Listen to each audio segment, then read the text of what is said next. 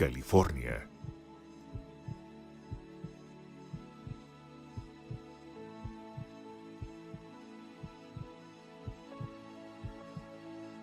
Uno de los estados de la Unión Americana más poblados y el tercero con mayor extensión después de Alaska y Texas.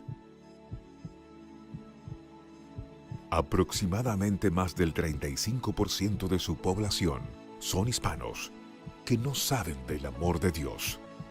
Y esa es la razón por la que estamos aquí. Por eso hay que deleitarnos con Jesús, porque estamos comprometidos en el verdadero evangelio. La Biblia dice: el verbo se hizo carne y él querer morir en la cruz por ti. Aceptamos el reto de cambiar la historia, marcar la diferencia y quebrar los moldes religiosos en el corazón de los creyentes a través de la predicación del verdadero evangelio.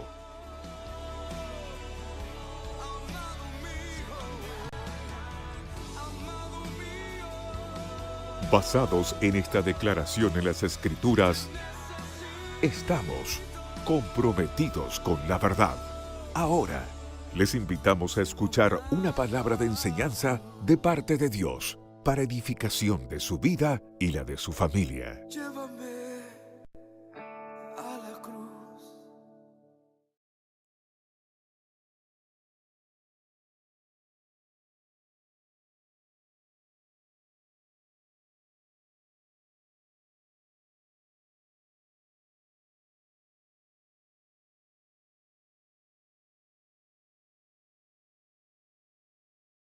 Pero vamos a terminar. Los hechos de los apóstatas. No es los hechos de los apóstoles, es de los apóstatas. ¿Sí? En 1 Timoteo capítulo 4, versículo 1, el apóstol Pablo está instruyendo a Timoteo, un joven pastor que había sido capacitado, instruido, y sobre de él se le había delegado la responsabilidad del ministerio, un ministerio pastoral. Él finalmente, Timoteo, sería quien continuara la obra que el apóstol Pablo, como su maestro y su padre espiritual, le enseñó. Y en el capítulo 4, versículo 1 de su primera carta, le habla de un tema muy importante que Timoteo tenía que poner atención en él, asuntos que el Espíritu Santo estaba hablando de una manera clara, porque así habla el Espíritu Santo. Siempre que oímos la voz del Espíritu Santo, Él nos habla con claridad. Nunca habla el Espíritu Santo con ambigüedades, nunca dice pues quizá o tal vez. No, cuando el Espíritu Santo habla con toda claridad. Y este es uno de los casos. Entonces le dice ahí Pablo a Timoteo: el Espíritu dice claramente que en los postreros tiempos, mis hermanos, ese periodo de tiempo, cuando dice ahí, cuando usted vea postreros días, postreros tiempos, es un periodo de tiempo que comprende desde la venida de Jesús, su resurrección, hasta su primera venida, hasta su segunda venida. Es ese periodo de tiempo, desde que Jesús aparece en escena, hace la obra que el Padre le encomendó, resucita, prometió venir por segunda vez, pero como todavía no viene, entonces debemos entender que cuando Pablo dice ahí, en los postreros tiempos, está comprendiendo ese periodo de tiempo. Estamos viviendo pues esos postreros tiempos a los que Pablo se refirió. Y dice que el Espíritu Santo habló que en estos postreros tiempos, refiriéndose a los tiempos que vivía Pablo con Timoteo en aquellos años, pero también en nuestro tiempo actual. Dice que en esos postreros tiempos algunos apostatarán de la fe, escuchando a espíritus engañadores y doctrinas de demonios. Yo les pregunto, esta referencia que hace Pablo aquí acerca de la apostasía, ¿usted cree que la estaremos viviendo en nuestros días, la iglesia de hoy, en este tiempo? ¿Se estará viviendo? ¿Alguno? O sea, ¿es cierto lo que escribió Pablo? ¿Algunos estarán apostatando de la fe? ¿Sí o no? como no tiene usted idea. Y el mismo Pablo escribió a los tesalonicenses hablándoles que una de las señales de los últimos tiempos, que comprenden estos tiempos que veríamos, entre muchas otras señales, sería justamente un tiempo de apostasía impresionante, como no tiene usted idea. Algunos predican y algunos dicen que antes de la segunda venida de Jesús, la iglesia estará experimentando un tremendo avivamiento. Pero déjeme decirle que hoy como nunca la iglesia alrededor del mundo está viviendo en una oscuridad en cuanto al conocimiento de las escrituras se refiere. Hay mucha ignorancia de las escrituras. Entonces, lejos de que haya un tremendo avivamiento, está surgiendo un tremendo mover de apostasía. Muchos están desertando de la fe, cumpliéndose así lo que el Espíritu Santo habló con claridad, que en los postreros tiempos algunos apostatarían de la fe. ¿Cómo es que alguien está apostatando de la fe? Ahí mismo el apóstol Pablo lo dice. Dice que es escuchando. ¿Cómo es? Escuchando espíritus engañadores y doctrinas de demonios. En sus dos cartas, una y otra vez, Pablo está aconsejando a Timoteo a pelear la buena batalla de la fe. Usted estudia las dos cartas que Pablo le escribe a Timoteo y se va a encontrar con que una y otra vez le dice Pablo: pelea la buena batalla de la fe, pero peléala como buen soldado de Jesucristo. ¿Sí? Porque si todos en la iglesia de Jesucristo nos llamásemos soldados de Jesucristo, bueno, debemos entender que hay buenos soldados, pero también hay malos soldados de Jesucristo. Pero Pablo está diciendo: pelea la buena batalla de la fe como buen soldado de Jesucristo. Es más, el mismo apóstol Pablo consideraba la vida cristiana y el ministerio como una buena batalla que se debía de librar, pero también como una carrera de obstáculos que se debía de terminar. Y al final en su segunda carta, en el capítulo 4, Pablo pudo con toda convicción decir: he peleado la buena batalla, he acabado la carrera, he guardado la fe, por lo demás me está guardada la corona de justicia que me dará el Señor, no solamente a mí, sino a todos aquellos que terminen la carrera, todos aquellos que creemos en nuestro Señor Jesucristo. Asimismo, pues, los creyentes de hoy debemos pelear la buena batalla de la fe. Debemos militar la batalla de la fe como buenos soldados de Jesucristo, pero a la luz de la realidad de lo que vemos de la iglesia en nuestros días, nos damos cuenta que el cristianismo de hoy es un cristianismo que se está viviendo con mucha debilidad espiritual, con mucha ligereza espiritual. ¿Por qué? Porque vienen pruebas, vienen tribulaciones, vienen necesidades a la vida del cristiano y el cristiano se desanima. Y si a eso le añadimos el temor y la inseguridad por lo que está sucediendo alrededor del mundo, pues todo este cúmulo de situaciones que vienen a la vida de los cristianos está haciendo que muchos estén desertando de la fe. La apostasía en el cristianismo hace referencia al rechazo deliberado de la fe, de la vida cristiana, por parte de personas que anteriormente justamente profesaron ser cristianos.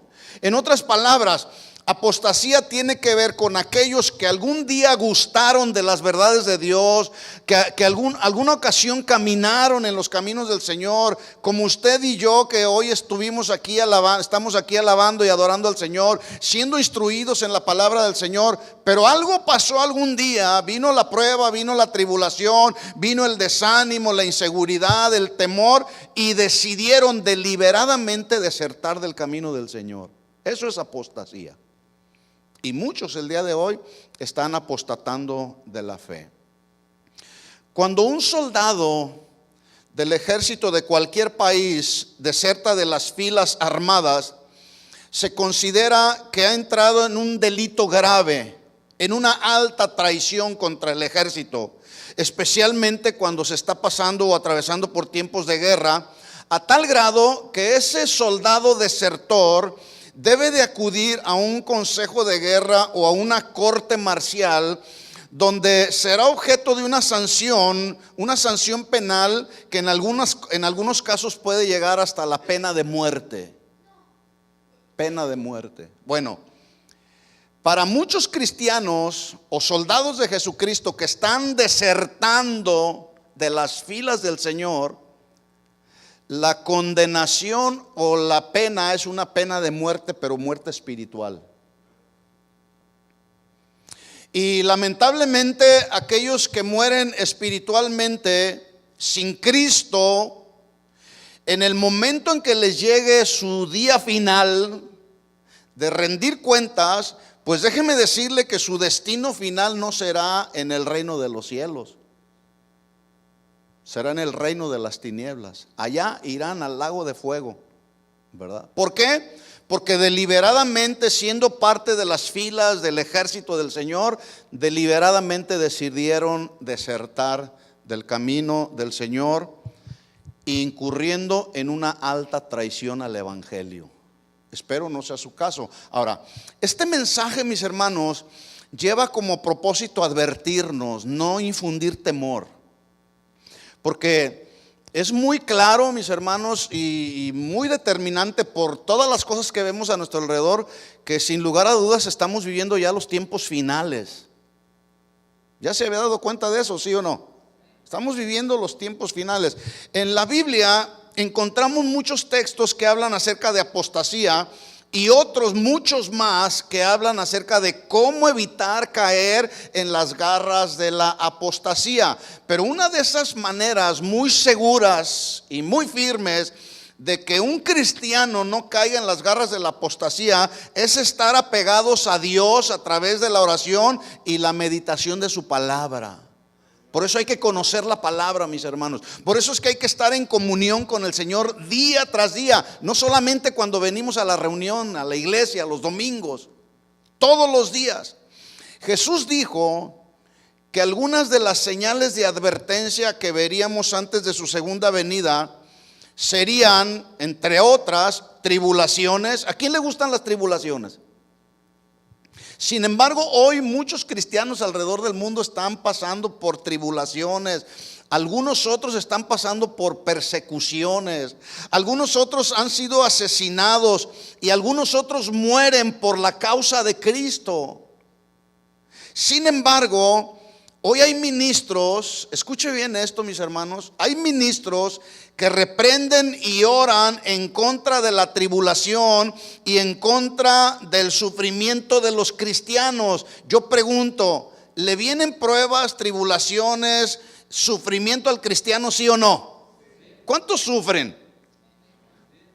Sufrimos por situaciones que vienen a nuestra familia, a nuestra vida misma. Hay sufrimiento, pero algunos que están enseñando equivocadamente dicen que los cristianos no debemos de sufrir, atentando así contra lo que dijo Jesús. Jesús dijo, en el mundo tendrán, ¿qué? Aflicciones. Entonces alguien tiene que estar equivocado, ¿verdad? Pero dice Jesús, pero confiad, yo he vencido al mundo. Y ahí la palabra aflicción se traduce tribulación también. Entonces, algunos están en oposición al sufrimiento de los cristianos. Pero déjeme decirle que hay muchas cosas que Jesús dijo que habrían de suceder y que los cristianos debíamos de padecer. Jesús lo dijo. Y si Jesús lo dijo, Jesús no se equivocó porque es el Hijo de Dios. Lo que dijo Jesús que iba a suceder, eso va a suceder, nos guste o no nos guste. Y Jesús dijo que los cristianos en los últimos tiempos íbamos a experimentar tribulaciones, persecuciones, asesinatos por su causa. Si usted no me cree, vamos ahí a Mateo capítulo 24. Escrituras que hemos estudiado una y otra vez, pero que a la luz de lo que estamos viendo en nuestros días, que tiene que ver con los hechos de los apóstatas, nuevamente Dios nos viene a traer a estas mismas escrituras con el fin de advertirnos, para que los cristianos en el día de hoy estemos bien preparados y listos para que cuando nos vengan las pruebas, las situaciones difíciles, podamos estar firmes, inconmovibles, estables, ahí afirmados en el consejo de Dios. Mire lo que dijo Jesús, Mateo capítulo 24, versículo 9. ¿Lo tiene? Entonces, dice Jesús, los entregarán a tribulación.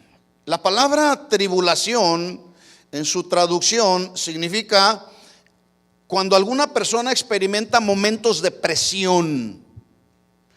Y no me estoy refiriendo a una presión que tiene que ver con lo material o lo económico, sino una presión también que nos viene por causa de la presión que esta sociedad está ejerciendo sobre los cristianos. Hay un tiempo de mucha presión donde los cristianos estamos siendo confrontados y estamos siendo seducidos inclusive a alinearnos a los sistemas de pensamiento y conducta de este mundo. Hay un momento de presión, hay tribulación que los cristianos estamos experimentando, cumpliéndose así lo que dijo Jesús. También esta palabra tribulación habla de aflicción, de angustia y de persecución. Entonces dice el Señor, los entregarán a tribulación y los matarán y serán aborrecidos, que se traduce odiados de todas las gentes por causa de mi nombre, dice Jesús. ¿A cuántos los aborrecen por ser cristianos? A veces nuestra propia familia se viene a convertir en nuestros principales perseguidores, porque ellos quieren que nos alineemos a la manera de pensar de este mundo, ¿verdad? Entonces, el Señor está confirmando aquí, y esto debe de advertirnos, mis hermanos, para que cuando venga el momento estemos listos y no nos tome por sorpresa lo que Jesús dijo hace ya más de 2000 años. Esto provocará, esta tribulación, este sufrimiento, esta aflicción provocará el tropiezo y la traición de muchos. Versículo 10 dice, porque muchos tropezarán entonces y se entregarán unos a otros y unos a otros se aborrecerán. Así que Jesús nos está advirtiendo que no solamente habrá una persecución que llevará a muchos a la muerte física, sino además a una persecución religiosa que llevará a muchos a la muerte espiritual y a otros a la apostasía. Por eso hay que estar preparados. Versículo 11, Mateo capítulo 24, versículo 11. Mire qué palabras de Jesús que nos advierten, señales que nos advierten. Y muchos falsos profetas se levantarán. ¿Qué tan real es esta expresión de Jesús en nuestros días? Muchos falsos profetas se levantarán. Note usted que el verbo levantarse está en futuro. Yo creo que ese verbo ya se cumple en el día de hoy. Muchos profetas falsos se han levantado en este tiempo. La palabra ahí levantarse es la palabra del griego egeiro, así como se escucha, que se traduce despertar, se traduce levantarse del sueño y se traduce también levantarse de una inactividad. Entonces, toma sentido la expresión de Jesús, dice, muchos falsos profetas se levantarán del sueño, muchos falsos profetas despertarán de su inactividad para ponerse en actividad, engañando a muchos.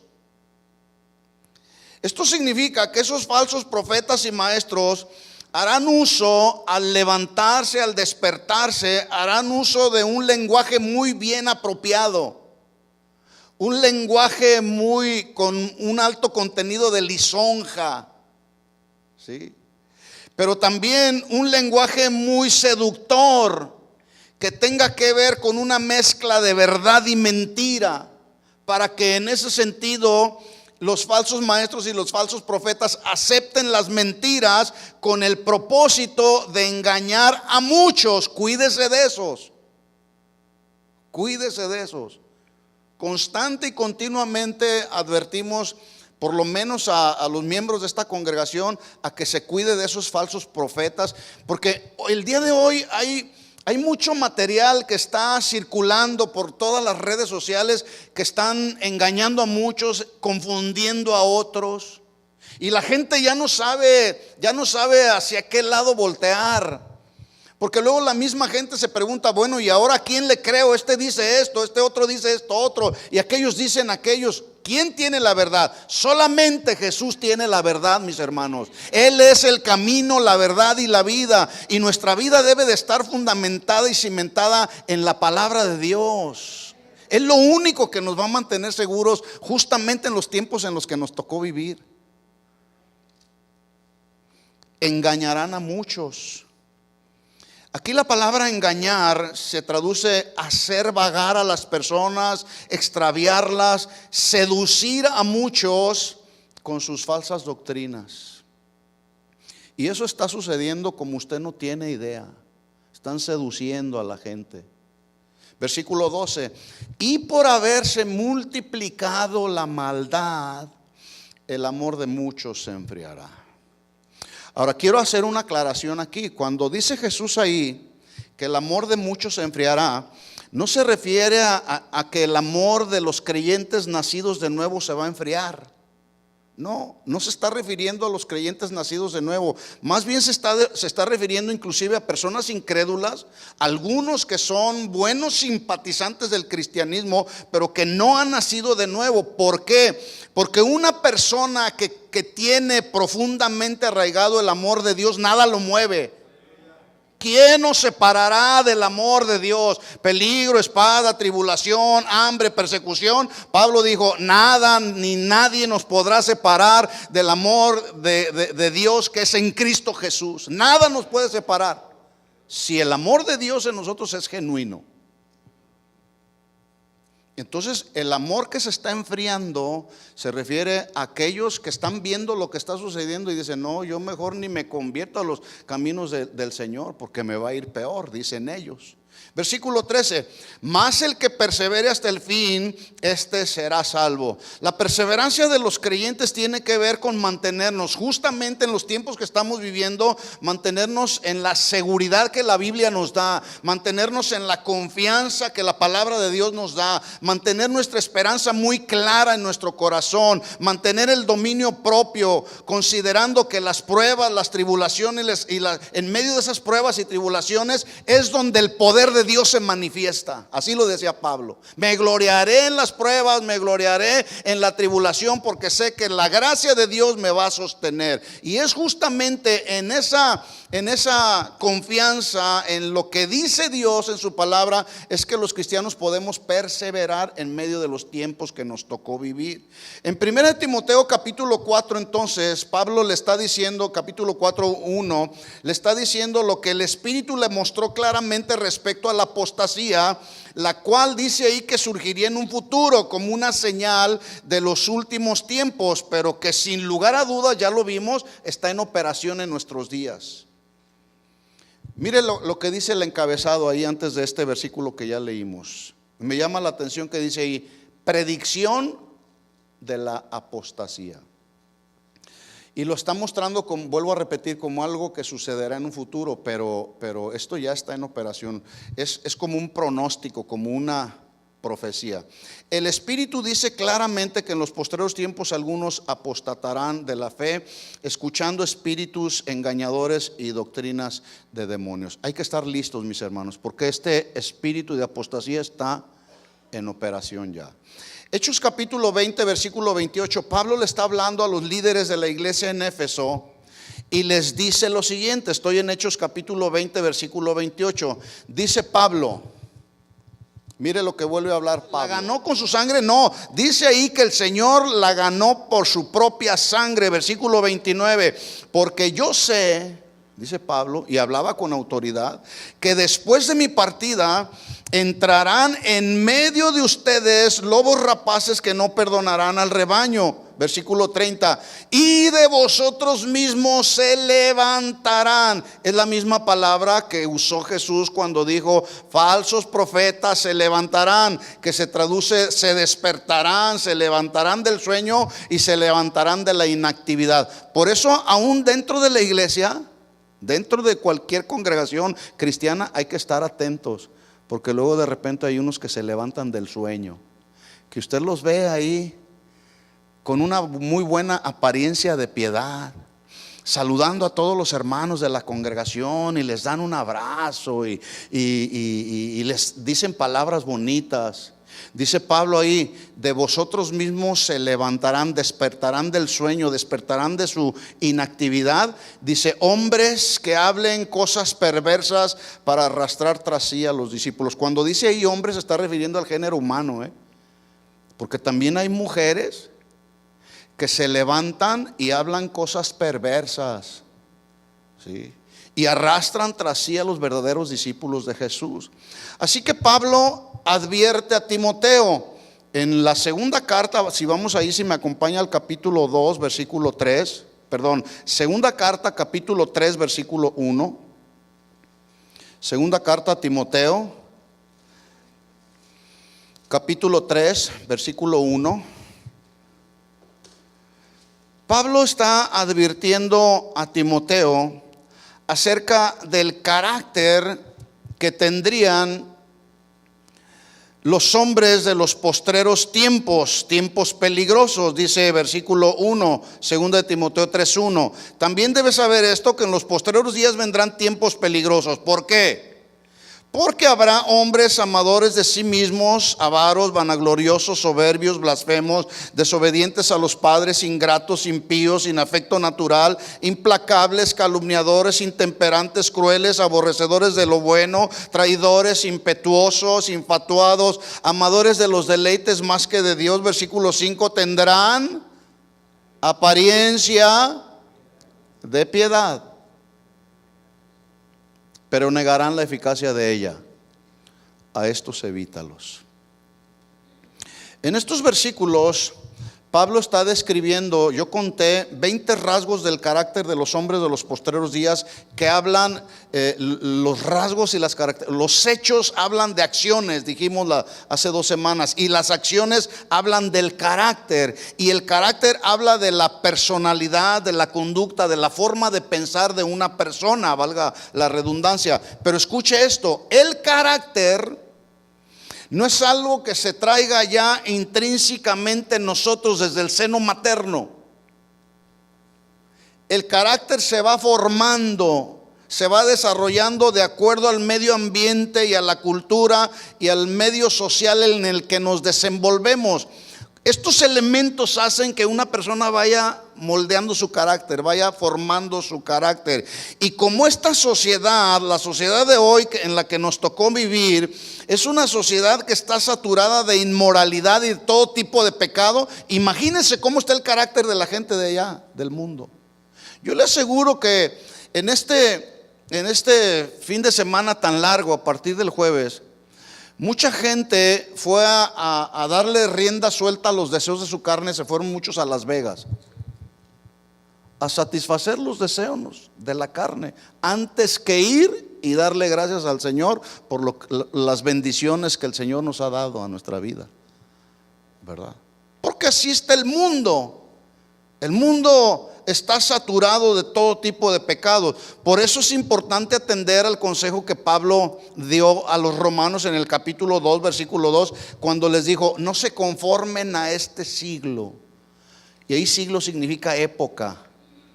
No se amolden a la época de este mundo, a la conducta, al sistema de pensamiento de este mundo en este tiempo. Más bien, dijo Pablo, transformaos por medio de la renovación del entendimiento, para que comprobéis cuál sea la buena voluntad de Dios, agradable y perfecta. ¿Cuál es el sistema de pensamiento de este mundo respecto al matrimonio, por ejemplo? ¿Qué piensa el mundo del matrimonio? Les pregunto, ¿qué piensan? Este mundo el día de hoy piensa que el matrimonio es como un medio donde puede venir solamente satisfacción sexual. Y cuando ya esa satisfacción no se da, pues bien fácil se deja el uno. Porque de hecho hay muchos que ya no creen en ir ya ni siquiera ir a las autoridades civiles, mucho menos ir ante un altar, ante un ministro a que los declare marido y mujer, imparte una bendición nupcial ahí. Ya no creen, prefieren el día de hoy, la gente, los jóvenes prefieren vivir en unión libre, porque no creen en el compromiso matrimonial. ¿Es así o estoy exagerando? Hoy la sociedad de nuestros días piensa del matrimonio como un juego, como que si fuera un juego. Hacen del matrimonio como si fuera una prenda, que cuando ya les incomoda y les molesta, la desechan, una prenda. Así está la gente. Por eso Pablo dice, no se amolden, no se conduzcan como se conduce este mundo. Los escritos de Pablo, en su mayoría, todas sus cartas, llevan como propósito no solamente advertirnos, sino preparar al pueblo de Dios para enfrentar los retos del tiempo presente en el que nos tocó vivir. Por eso hay que escudriñar las escrituras, hay que escudriñar lo que dice Jesús, pero hay que escudriñar lo que dice Pablo también, lo que dicen todos los hombres que fueron inspirados por Dios para instruir al pueblo de Dios. Pero el pueblo de Dios no está leyendo la Biblia. Por eso yo decía, está viniendo apostasía, porque mucha gente no está escudriñando las escrituras y se están comiendo todo lo que se les está dando. Además, Pablo en sus escritos, en sus diferentes cartas, exhorta a cada creyente a la obediencia a la palabra de Dios. Todos los que pasaron aquí al principio a recibir su reconocimiento, se les enseñaron principios que rigen la vida del ministerio. Y ellos conocieron muchos de esos principios que enseñamos, que están basados en la palabra de Dios. Pero de nada les va a servir lo que aprendieron, lo que escucharon, si no lo ponen en práctica. De nada le sirve a nadie conocer Juan 3:16 si no lo vive. Por eso mucha gente el día de hoy es incrédula. No creen en el sacrificio perfecto que Jesús hizo en la cruz por amor. ¿Sí? Entonces, los escritos de Pablo nos llevan a obedecer la palabra de Dios con el fin de no caer en las garras de las falsas doctrinas que nos puedan llevar a la apostasía. Y en ese sentido, entonces, haya personas que se van incrementando también con la manifestación de los hechos de los apóstatas. Apostasía, dijimos, que es colocarse fuera de las verdades de Dios, desertar del camino del Señor, negar y renunciar a la fe de una forma intencional y voluntaria. Así que los apóstatas son aquellos que después de haber conocido la verdad, la rechazan deliberadamente para enseñar mentiras como si fueran verdades. ¿Conoce alguno que enseñan mentiras como si fueran verdades? Hay muchos, ¿sí? Así que Pablo está describiendo en los versículos que acabamos de leer, 2 de Timoteo capítulo 3, versículo 1 en adelante, está describiendo hechos, acciones, manifestaciones del carácter de los apóstatas. Ese es nuestro tema, los hechos de los apóstatas. Y la semana antepasada vimos solamente 7 características. 1, amadores de sí mismos. 2, avaros, vanagloriosos, soberbios, blasfemos, desobedientes a los padres. Y 7, ingratos. Y la lista de los hechos de los apóstatas continúa. Vamos ahí, número 8. Aquí vamos a continuar con el tema. Estamos ahí en 2 de Timoteo capítulo 3, versículo 2. Impíos. Dice ahí, impíos. ¿Quiénes son los impíos? Pregunto, ¿alguien sabe? ¿Quién es un impío? ¿Quién? Un pecador. ¿Qué más? ¿Cómo son las acciones, los hechos, la forma de pensar de un impío? Mala, perversa. Mire, Yo busqué algunas palabras que fueran palabras sinónimas de impío y encontré las siguientes, a ver si estamos de acuerdo. Un impío es una persona que actúa de manera inmoral. ¿Será así?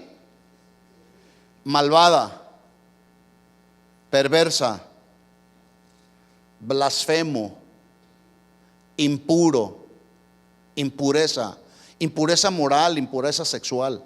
¿Sí? Esos son los impíos. Ahora, pregunta, ¿estos calificativos que acabo de mencionar estarán en operación en personas de esta sociedad, sí o no? Sí. Personas que no conocen a Dios, están viviendo como personas inmorales, malvados, perversos. Pero esos que no conocen a Dios, impíos, se están metiendo a la iglesia y están seduciendo a muchos con su manera de pensar, con su sistema de pensamiento, con sus conductas. Están seduciendo a los cristianos para que se alejen del camino del Señor. Y sin duda, muchos de ellos, de estos impíos, sin duda, muchos de ellos llegaron a profesar ser cristianos, pero cayeron en las garras de la inmoralidad, de la maldad, de la perversión, de las blasfemias y las impurezas, y se convirtieron en impíos después de haber sido cristianos. Impíos, según la traducción como verbo, cuando usted vaya al original, se menciona la palabra impío como nombre, pero también como verbo. Y el impío como verbo significa aquel que es y vive impíamente. ¿Cómo vive? Impíamente, es decir, con inmoralidad. Es un inmoral y vive así, con maldad en el corazón. En el capítulo 6 del libro de Génesis, la Biblia dice que la maldad de los hombres de aquellos tiempos era continuamente. En el corazón de los hombres había continuamente solamente maldad. Los designios del corazón de la gente del tiempo de Noé era continuamente maldad. ¿Será lo mismo el día de hoy? Sí. En la mente y el corazón de muchas personas el día de hoy es continuamente maldad.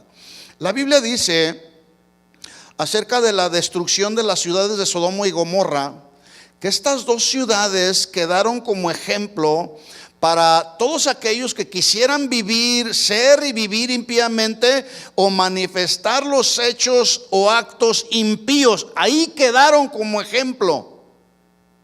¿Por qué fueron destruidas estas dos ciudades, Sodoma y Gomorra? Por los actos impíos en los que la gente se involucró y vivió así. Pero para los que viven impíamente en nuestros días, ya no les importa ni creen en lo que dice Dios y su palabra, pero en su incredulidad llevan su condenación tristemente, ¿verdad? Pero también la Biblia dice que el Señor vendrá para hacer juicio contra todos aquellos que vivan de manera impía, porque Dios es justo y ama la justicia.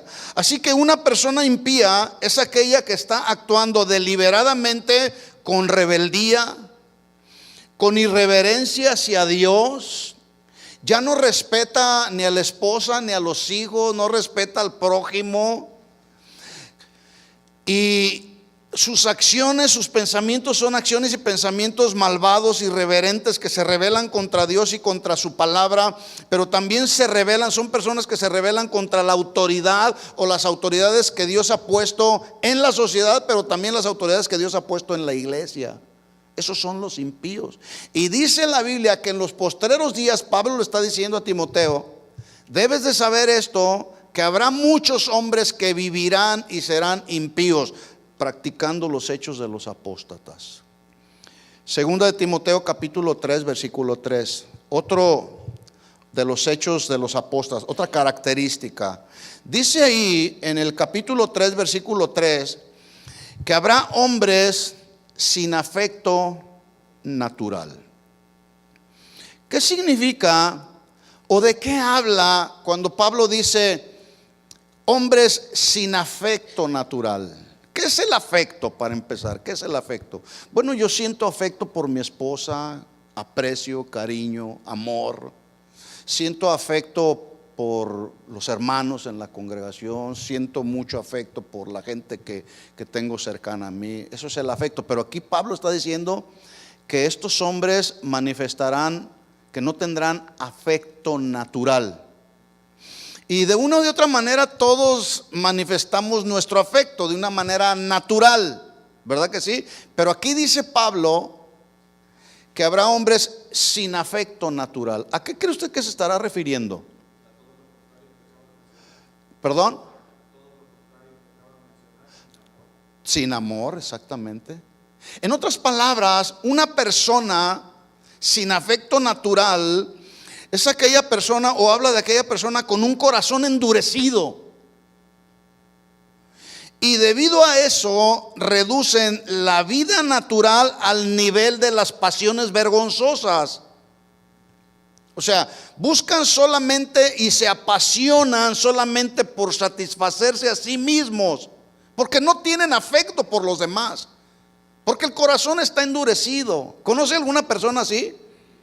Y le aseguro que muchos de estas personas sin afecto natural algún día profesaron ser cristianos, porque estamos hablando de los hechos de los apóstatas, ¿verdad? La Biblia dice en Romanos capítulo 1 versículo 26 que a todos aquellos hombres que conocieron a Dios por la creación, no se está refiriendo a gente cristiana, sino a los que conocen a Dios por lo creado por Dios, ¿sí?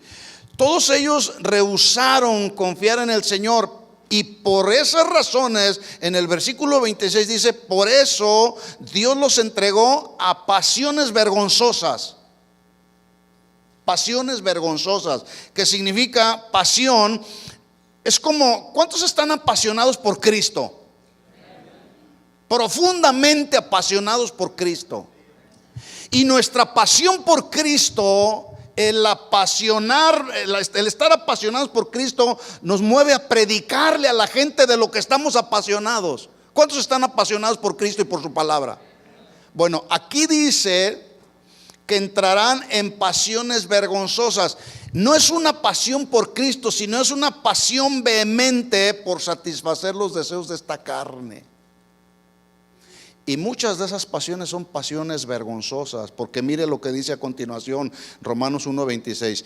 Pues aún sus mujeres cambiaron el uso natural por el que es contra naturaleza. Pregunta en una mujer: ¿cuál es el uso natural? Relaciones sexuales que tienen que ver un hombre con una mujer. ¿Cualquier hombre y cualquier mujer puede tener relaciones sexuales? Solamente en el caso de los cristianos, solamente bajo el marco del matrimonio. Porque cuando una persona, una mujer o un hombre tiene relaciones sexuales fuera del matrimonio, incurre en un pecado que se llama fornicación. ¿Sí? Entonces dice ahí que se entregaron a pasiones vergonzosas. Pero este tipo de personas cambiaron el uso natural. Oiga, alguien tiene que estar mal de la cabeza para hacer eso, ¿no es cierto? Cambiaron el uso natural por el que es contra naturaleza. Y hoy ese cambio es tan normal, es más, se ha venido a convertir como en una moda. Porque ya el haber cambiado el uso natural por el que es contra naturaleza, cualquiera lo practica.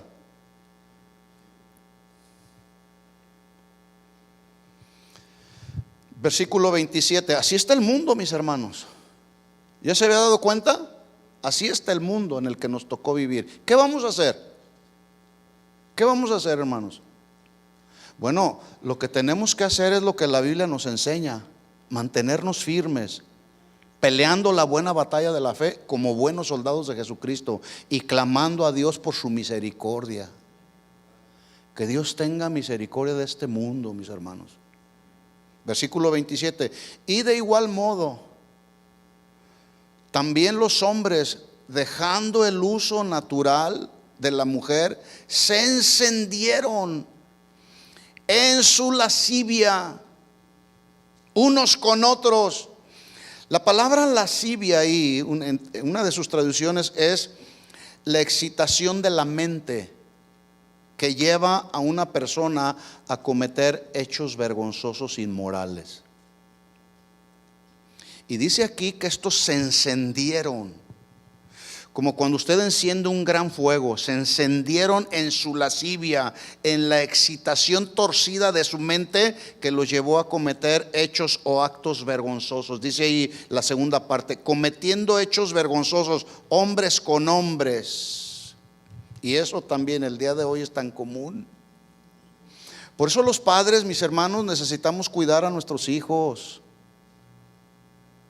Hay que cuidar a nuestros hijos. Estamos viviendo en una generación mala y perversa. Los hijos ya todo le llaman normal. El sistema de educación de este mundo, de esta sociedad, le está quitando y restando la autoridad a los padres de familia. Yo quiero, si usted no escuchó la primera parte, yo quiero que escuche la primera parte, porque hace 2 semanas yo mencioné 10 puntos que establece ahí una mujer que practicaba el esoterismo y era masona, una mujer llamada Alice Bailey. 10 puntos ahí. Ella murió en el año 1949, ya pasaron 69 años. Y lo que ella estableció en esos 10 puntos, el día de hoy están vigentes, mis hermanos, se están cumpliendo. Y uno de esos puntos era precisamente: vamos a luchar para quitarle la autoridad a los padres sobre los hijos. Dice entonces aquí que estos hombres se encendieron en su lascivia, cometiendo hechos vergonzosos, hombres con hombres. Yo quiero que ponga atención a lo que voy a mencionar a continuación. Según la Biblia, estos hechos vergonzosos son, aparte de vergonzosos, son abominables y perversos delante de Dios, ¿sí o no? Hombres con hombres y mujeres con mujeres no solamente son vergonzosos, delante de Dios son abominación. En otras palabras, le causan náuseas a Dios. Eso es lo que dice la Biblia. Pero según esta sociedad, o la sociedad de hoy, esos hechos vergonzosos, ellos los traducen a sus derechos de elegir la libertad de sexo que mejor les convenga. ¿Sí alcanza usted a ver el gran contraste que hay entre lo que dice Dios y lo que dice este mundo? Ahora, le parecerá a usted quizá exagerado, porque estamos hablando, el tema es los hechos de los apóstatas, ¿sí? A usted le parecerá raro, pero yo he sabido de casos donde el pastor abandonó a la mujer, a la esposa. Un pastor abandonando a su esposa, pero no abandonó y dejó a su esposa para irse con otra, sino para irse con otro. Igual sucede del lado contrario, mujeres dejando al marido ya no por otro, sino por otra también, ¿verdad? Entonces, según la Biblia, estos son hechos vergonzosos y abominables delante de Dios. Según la sociedad, son los derechos que cada quien tiene para elegir la libertad de sexo que mejor le convenga. Alguien tiene que estar equivocado. ¿Quién está equivocado, Dios o la sociedad?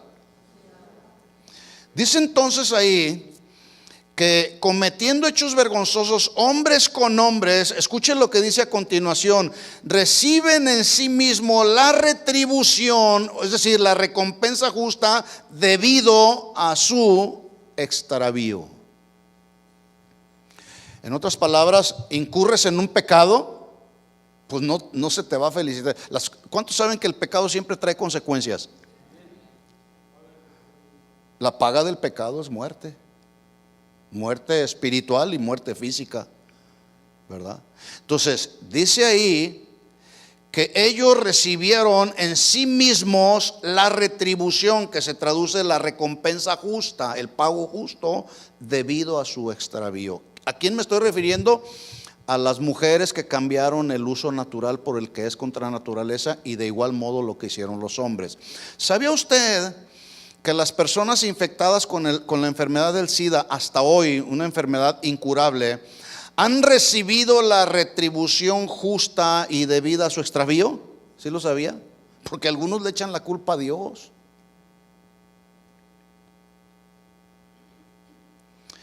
Yo me puse a buscar un poco acerca de las estadísticas que hablan respecto a este problema del SIDA, y me encontré sobre este virus del SIDA. En el año 2017 dice que 44 millones de personas hasta el 2017 viven infectadas con el virus del SIDA. Y como es una maldad que se está multiplicando, yo creo que esta cifra de 44 millones ha ido en aumento. ¿Sí o no? Y muchos de ellos algún día profesaron ser cristianos, pero decidieron apostatar de la fe y manifestar los hechos de un apóstata, ¿verdad? 44 millones de personas el día de hoy hasta 2017 están infectadas del SIDA. 2.5 millones son niños menores de 15 años. 4 millones de personas adultas murieron en el 2017 por causa de la enfermedad del SIDA, y 1.5 millones de niños murieron en el 2017 por causa de esta enfermedad. Entonces la pregunta es, ¿estas muertes se deben a que Dios no tuvo amor, no tuvo compasión y misericordia de ellos, o es la retribución justa a su extravío? ¿Qué es? La retribución justa a su extravío. No es que Dios es malo, no es que Dios no es amoroso, no es que Dios es cruel. No, Dios es justo. ¿Cuántos saben que Dios es justo? Y no solamente es uno de los atributos de Dios su justicia, sino que Él ama la justicia y establece la justicia. Y hay una ley en el cielo que tiene que ver con la justicia de Dios, que cuando la maldad de los hombres rebasa los límites de Dios, inmediatamente se activa la justicia de Dios, inmediatamente se activa la justa ira de Dios, porque ya lo dije, Dios es un Dios justo que no tiene por inocente al culpable. Hay una historia en la Biblia, en Génesis 19, que nos confirma esto que acabo de mencionar, y me refiero nuevamente a estas dos ciudades, Sodoma y Gomorra.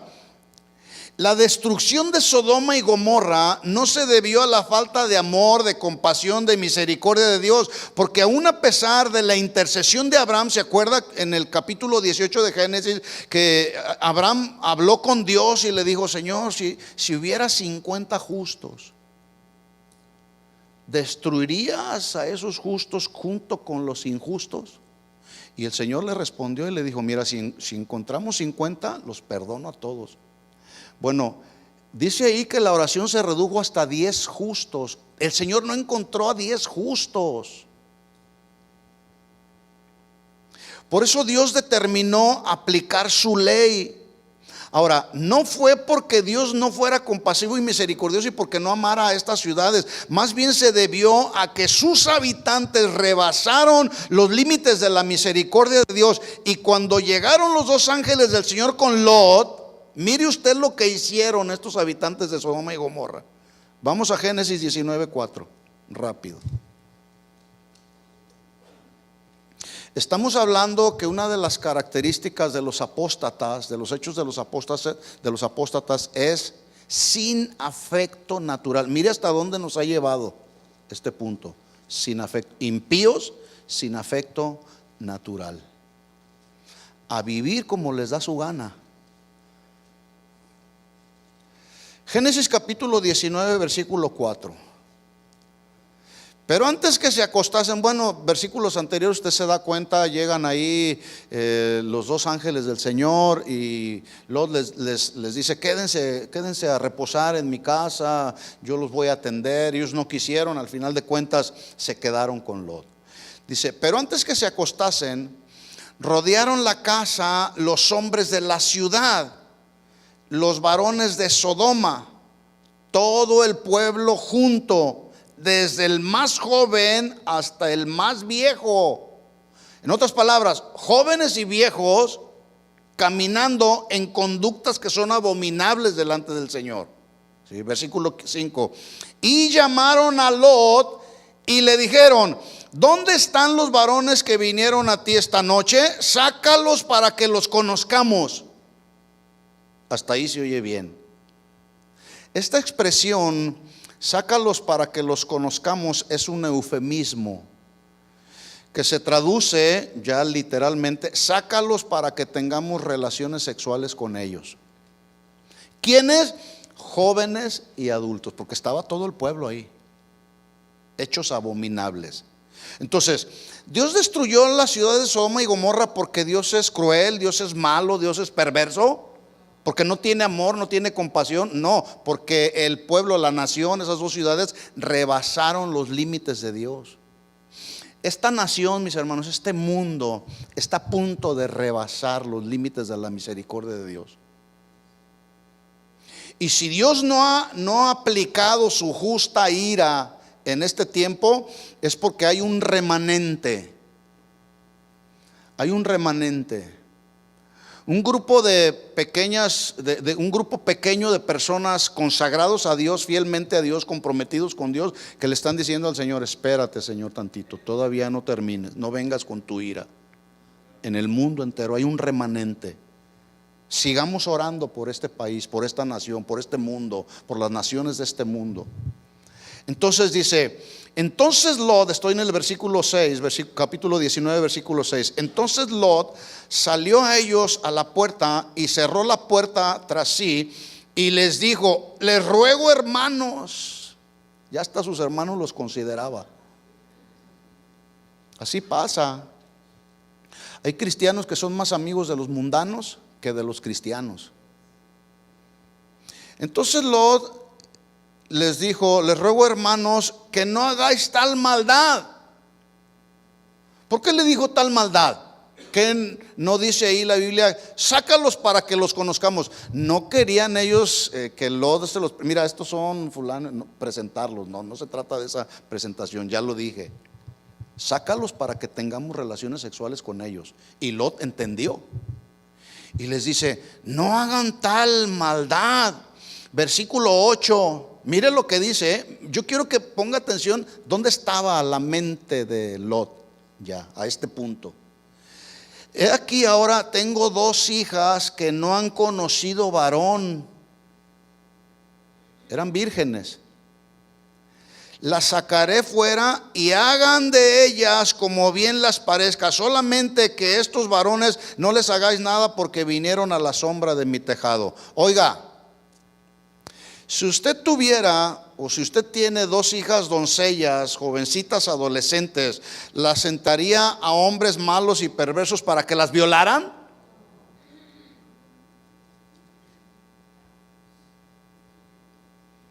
Bueno, así como estaba gente ya en el tiempo de Lot, así hay gente el día de hoy. Padres de familia que están llevando a sus hijas a prostituirse para, a cambio de eso, generar recursos económicos y poder subsistir. Versículo 12. Y dijeron los varones a Lot: ¿tienes aquí alguno más? Los varones, está hablando ahora, ya la conversación cambia. Ya fueron los 2 ángeles que llegaron ahí a hospedarse con Lot. Le dijeron los varones: ¿tienes alguno más aquí? Tus yernos, tus hijos, tus hijas, todo lo que tienes en la ciudad, sácalos de este lugar. ¿Por qué? Versículo 13. Porque vamos a destruir este lugar, por cuanto el clamor contra ellos ha subido al punto. Es decir, rebasó el límite de la misericordia de Dios. Dice: el clamor de ellos ha subido al punto delante de Jehová, por tanto Jehová nos ha enviado para destruirlos. En otras palabras, entonces, cuando la maldad de los hombres rebasa los límites de Dios, inmediatamente se activa la justa ira de Dios, porque Dios es un Dios justo. Así que la maldad de los hombres en este tiempo, mis hermanos, está al punto de rebasar los límites de Dios. Por lo tanto, está a punto de activarse la justa ira de Dios. La pregunta para nosotros es: ¿estamos preparados? ¿Cuántos están preparados? Porque se van a venir cosas mucho peores de lo que estamos viendo. No lo hemos visto todo. Y vuelvo a repetir, este mensaje no lleva por el propósito de alarmarnos, sino de alertarnos, de advertirnos, para que cuando las cosas peores estén por venir, usted y yo estemos preparados. ¿Sí? Dice entonces ahí: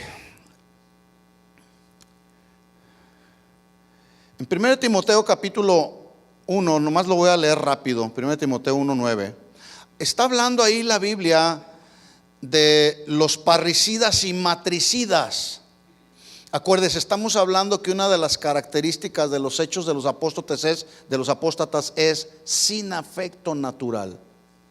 Y Pablo, instruyendo al joven Timoteo, les habla de los parricidas y de los matricidas, quienes debido a que no hay afecto natural, hombres están dispuestos a matar a sus padres, los jóvenes a matar a sus padres y las mujeres a matar a sus madres. Esto hace 30 años atrás era una locura, ¿sí o no? Bueno, sigue siendo el día de hoy una locura, pero también una realidad. Porque el día de hoy hay jóvenes que están asesinando a sus propios padres. Pero también hay otra realidad que estamos viviendo en el día de hoy como parte de los hechos de los apóstatas. Hay padres que sin afecto natural están abandonando a sus hijos. ¿Sí o no? Hay madres o hay mujeres que sin afecto natural deliberadamente están abortando a sus bebés bajo el falso argumento de que cada quien es dueño de su propio cuerpo y puede hacer con su cuerpo lo que quieran. ¿Por qué?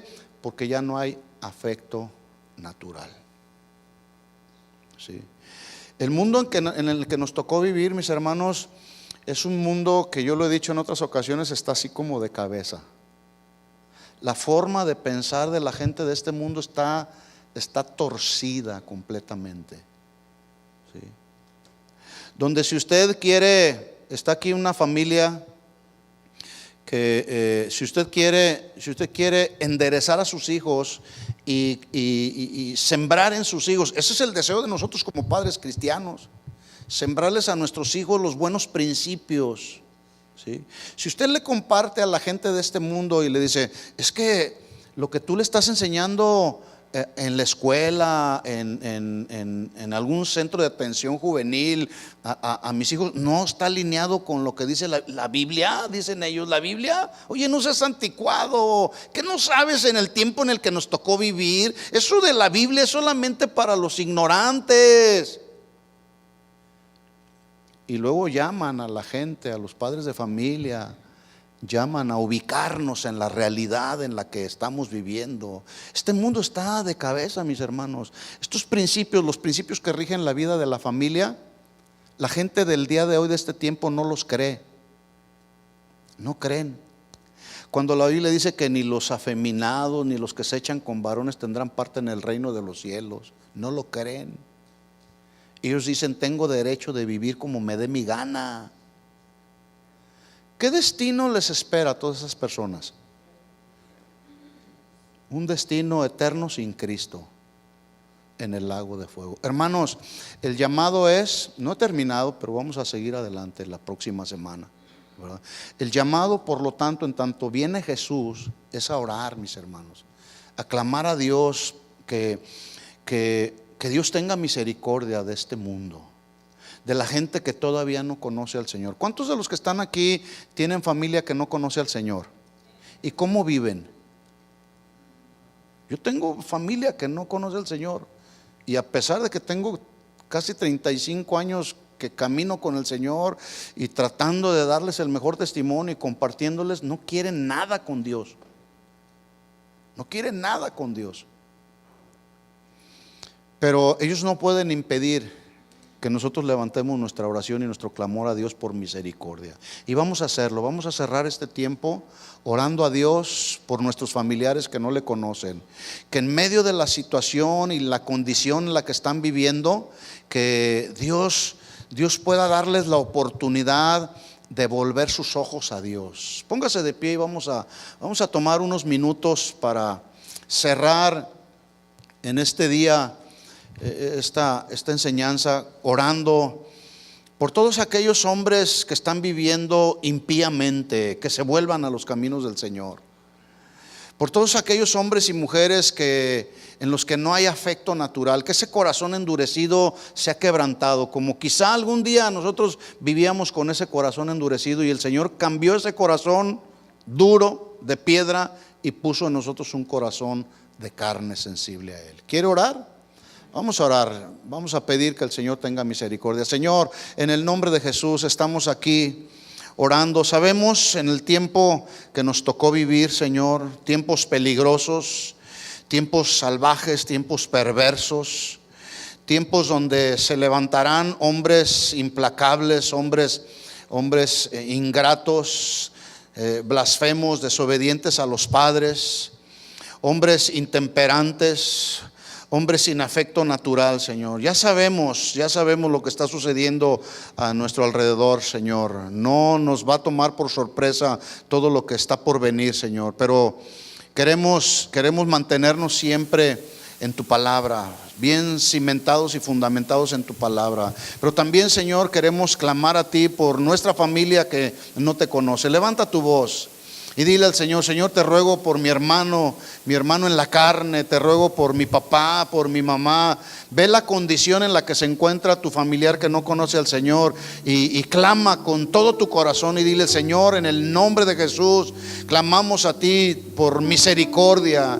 Clamamos a ti, Señor, que tengas compasión, la misma compasión y misericordia que tuviste por nosotros un día, Señor. Pero también, Padre, pedimos en el nombre de Jesús que no se active aún tu justa ira, Señor. Sabemos que este mundo está a punto de rebasar el límite de tu compasión y misericordia, pero clamamos a ti, Señor. Espera un poco, Señor. Ten misericordia, un poco más de tiempo, Señor. Aquí estamos intercediendo, Señor, clamando por las naciones de este mundo, Señor. Todos aquellos, Señor, que están viviendo en un libertinaje, en un afán por satisfacer los deseos de su carne. Pedimos en el nombre de Jesús, Señor, que ellos tengan oportunidad de volver sus ojos a ti, Señor. En el nombre de Jesús, estamos conscientes que hay cosas que sucederán y que no podremos ni aún con nuestra oración detener, pero porque serán cosas que tú determinaste que deberían de suceder, Señor. Cosas que estarían por suceder, Señor. Pero queremos orar a ti que tengas compasión y misericordia de aquellos que aún no te conocen, Señor.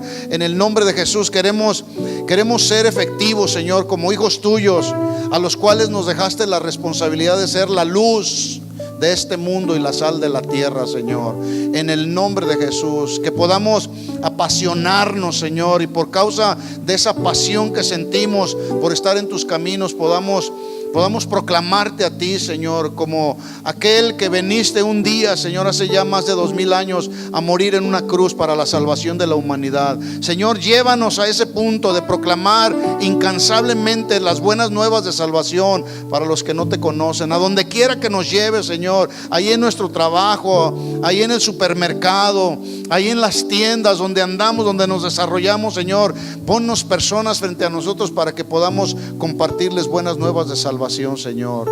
Queremos ser sensibles, Señor, y practicar la gran comisión que es la predicación del Evangelio, Señor. En el nombre de Jesús, gracias, Señor. Oramos por nuestros gobernantes en este país, oramos por los gobernantes de este mundo, de las naciones de este mundo. Queremos ser soldados de tu ejército, dispuestos a seguir adelante y no desertar, Señor, no desertar de las filas de los soldados de Jesucristo, Señor. En el nombre de Jesús, ayúdanos, Señor. Fortalécenos cada día, Señor. Y cuando vengan las pruebas, las tribulaciones, que podamos estar confiados en ti, Señor, esperando en ti, que tu gracia nos sostenga, Señor. En el nombre de Jesús, que así sea, Señor. Amén y amén. Dele un aplauso fuerte de alabanza a nuestro Señor. Gracias, Señor. Gracias por escucharnos. Les invitamos a que visiten nuestro sitio web. Acompáñenos en algunas de nuestras reuniones. Estamos en el 17244 Randall Avenue. Esperamos haber sido de bendición para su vida. Esto fue un mensaje de Casa de Oración Fontana. Estamos comprometidos con la verdad.